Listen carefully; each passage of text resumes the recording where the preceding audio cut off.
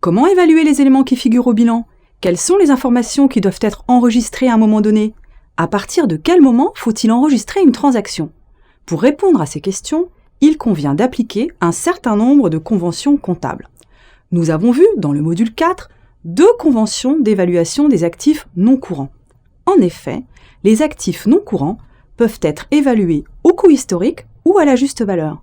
Dans ce module, nous allons nous intéresser à la convention de prudence qui impose aux entreprises d'enregistrer non seulement des pertes réelles, mais également des pertes probables liées à la prise en compte de certains risques.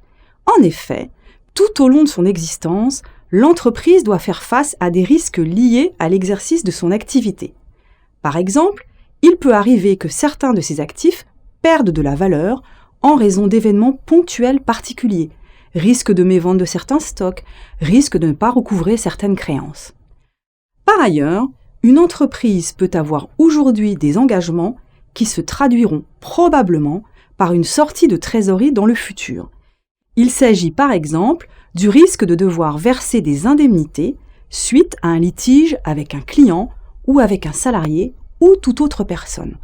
L'entreprise peut aussi s'être engagée à offrir une garantie sur les produits vendus à ses clients ou à verser des indemnités de départ en retraite à ses salariés. L'objectif des états financiers est de fournir des informations utiles au lecteur des comptes.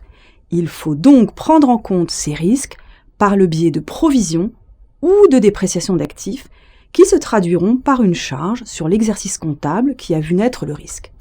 Nous verrons également la convention d'indépendance des exercices comptables, aussi appelée cut-off, qui détermine précisément à partir de quel moment il convient d'enregistrer un produit ou une charge afin de déterminer le résultat comptable d'une période donnée.